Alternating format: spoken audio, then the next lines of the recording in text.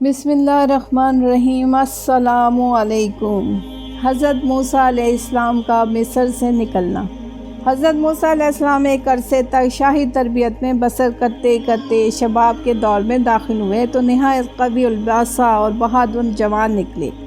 چہرے سے رعب ٹپکتا اور گفتگو سے ایک خاص وقار اور شان عظمت ظاہر ہوتی تھی۔ ان کو یہ بھی معلوم ہو گیا تھا کہ وہ اسرائیلی ہیں اور مصری خاندان سے ان کا کوئی رشتہ قرابت نہیں ہے۔ انہوں نے یہ بھی دیکھا کہ بنی اسرائیل پر سخت مظالم ہو رہے ہیں اور وہ مصر میں نہایت ذلت و غلامی کی زندگی بسر کر رہے ہیں۔ یہ دیکھ کر ان کا خون کھولنے لگتا اور موقع بموقع عبرانیوں کی حمایت و نصرت میں سرگرم ہو جاتی۔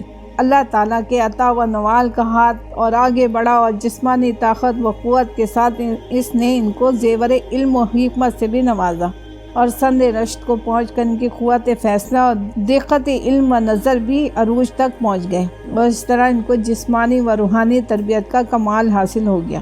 غرض حضرت موسیٰ علیہ السلام شہر میں گشت کرتے ہوئے اکثر ان حالات کا مشاہدہ کرتے رہتے اور گاہے بگاہے بنی اسرائیل کی مدد کرتے۔ ایک مرتبہ شہری آبادی سے ایک کنارے پر جا رہے تھے، یہ دیکھا کہ ایک مصری ایک اسرائیلی کو بیگار کے لیے گھسیٹ رہا ہے۔ اسرائیل نے حضرت موسیٰ علیہ السلام کو دیکھا تو لگا فریاد کرنے اور مدد چاہنے۔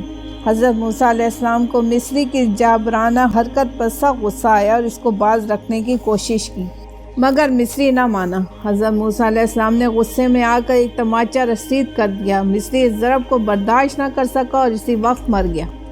حضرت موسیٰ علیہ السلام نے یہ دیکھا تو بہت افسوس کیا، کیونکہ ان کا ارادہ ہرگز اس کے قتل کا نہ تھا، اور ندامت اور شرمندگی کے ساتھ دل میں کہنے لگے کہ بلا شبہ یہ کار ایک شیطان ہے، ورنہ وہی انسان کو ایسی غلط راہ پر لگاتا ہے، اور اللہ تعالیٰ کی درگاہ میں عرض کرنے لگے کہ یہ جو کچھ ہوا نادانستگی میں ہوا، میں تجھ سے مغفرت کا خواستگار ہوں۔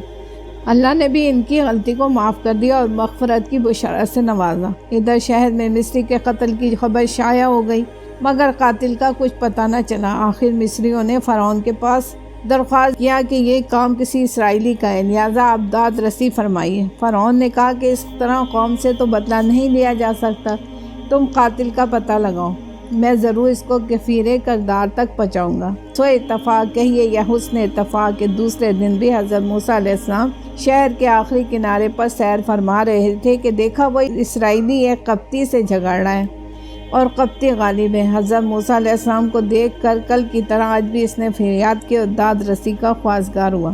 اس واقعے کو دیکھ کر حضرت موسیٰ علیہ السلام نے دوہری ناگواری محسوس کی۔ ایک جانب قبطی کا ظلم تھا اور دوسری جانب اسرائیلی کا شور و غلغلہ اور گزشتہ واقعے کی یاد تھی۔ اسی جھنجھلاہٹ میں ایک طرف انہوں نے مصری کو باز رکھنے کے لیے ہاتھ بڑھایا اور ساتھ ہی اسرائیلی کو بھی جھڑکتے ہوئے فرمایا، تو بھی بلا شبہ کھلا ہوا گمراہ ہے، یعنی خواہ مخواہ جھگڑا مول لے کر داد فریاد کرتا رہتا ہے۔ اسرائیل نے حضرت موسیٰ علیہ السلام کو ہاتھ بڑھاتے اور پھر اپنے متعلق ناگوار اور تلخ الفاظ کہتے سنا تو یہ سمجھا کہ یہ مجھ کو مارنے کے لیے ہاتھ بڑھا رہے ہیں اور مجھ کو گرفت میں لینا چاہتے ہیں۔ اس لیے شرارت آمیز انداز سے کہنے لگا، جس طرح تو نے کل ایک جان قبطی کو ہلاک کر دیا تھا، اسی طرح آج مجھ کو قتل کر دینا چاہتا ہے۔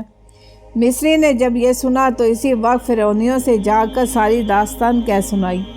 انہوں نے فرعون کو اطلاع دی کہ مصری کے قاتل حضرت موسیٰ علیہ السلام ہیں۔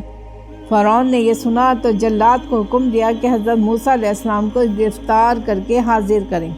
مصریوں کے اس مجمع میں ایک معزز مصری وہ بھی تھا جو دل و جان سے حضرت موسیٰ علیہ السلام سے محبت رکھتا اور اسرائیلی تہذیب مذہب کو حق جانتا تھا۔ یہ فرعون ہی کے خاندان کا فرد تھا اور دربار کا حاضر باش۔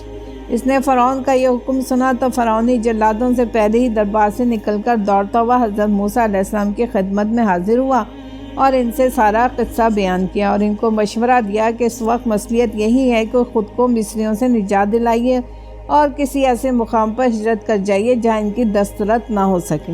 حضرت موسیٰ علیہ السلام نے اس کے مشورے کو قبول فرمایا اور ارض مدین کی جانب خاموشی کے ساتھ روانہ ہو گئے۔